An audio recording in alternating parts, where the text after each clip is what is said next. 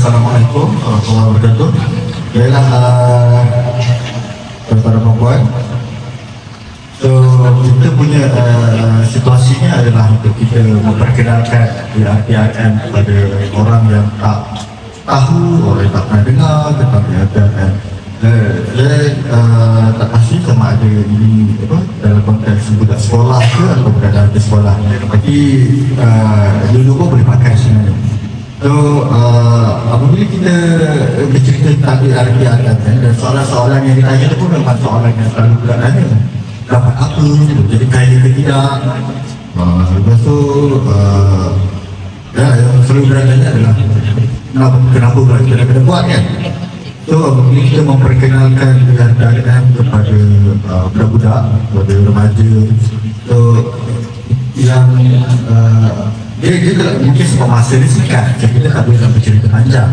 Tapi mungkin kalau dalam situasi yang sebenar, kita boleh bercakap tentang apa yang kita buat dalam PRM.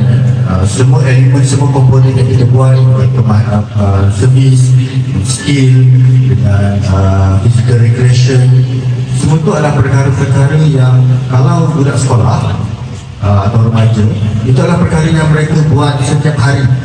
So, mereka akan terus dia buat.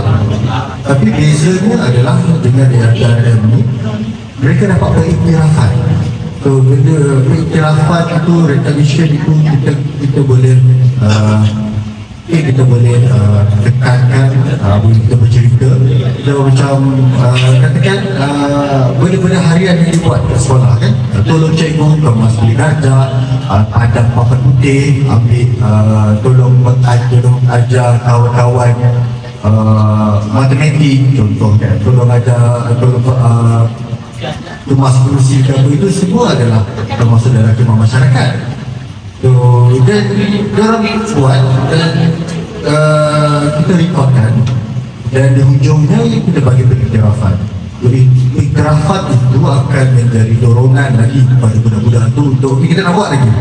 So, macam kemahiran. Kemahiran dia suka apa? Dia suka kan budak-budak sekarang kan suka buat video TikTok kan. So, suka buat editing video apa semua tu. Kita boleh jadikan itu sebagai kemahiran. So, kita boleh tekankan, boleh stress pada perkara itu, sebab itu benda yang mereka buat setiap hari. Itulah perkara yang kita tak suruh dia buat lebih pun, cuma rekodkan kan? Akhirnya nanti kita akan bagi iktirafan.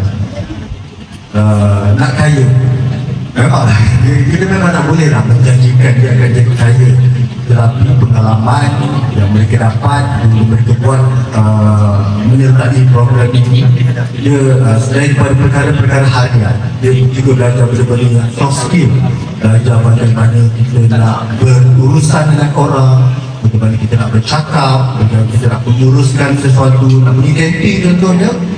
Kita akan latih atau ajar atau bimbing mereka, nak pergi camping, kita kena sediakan ini, kita kena buat persediaan ini. So, semua itu akan melatih budak-budak ni daripada mereka remaja untuk itu adalah soft skill yang akan membantu mereka contoh untuk temu duga untuk beasiswa apabila habis sekolah, temu duga untuk kerja. So, perkara-perkara itu adalah perkara-perkara yang tidak diajar di sekolah secara formal, tapi perkara itu yang kita boleh bantu mereka, bimbing mereka untuk bentuk mereka mendapatkan kemahiran itu. Jadi perkara-perkara macam ini yang kita boleh stress kan, bila kita mengajak budak-budak ini. Kita nak boleh kata bahawa kita nak tambah satu lagi benda untuk dia buat. Tak, dia akan buat benda yang dia memang buat setiap hari, dia akan buat benda yang memang dia minat. Biasanya kita akan mengiktiraf, dia akan dapat iktirafan. Dan iktirafan ini bukan biasa je, kita stresskan juga. Kita walaupun pada kita punya program ini bernaung di bawah Kementerian Belia dan Sukan, tapi kalau sijil tu dia dikeluarkan oleh Lord of Edinburgh Award 2000 pejabat di UK. So, satu dunia tahu, satu dunia akan iktiraf budak-budak ni.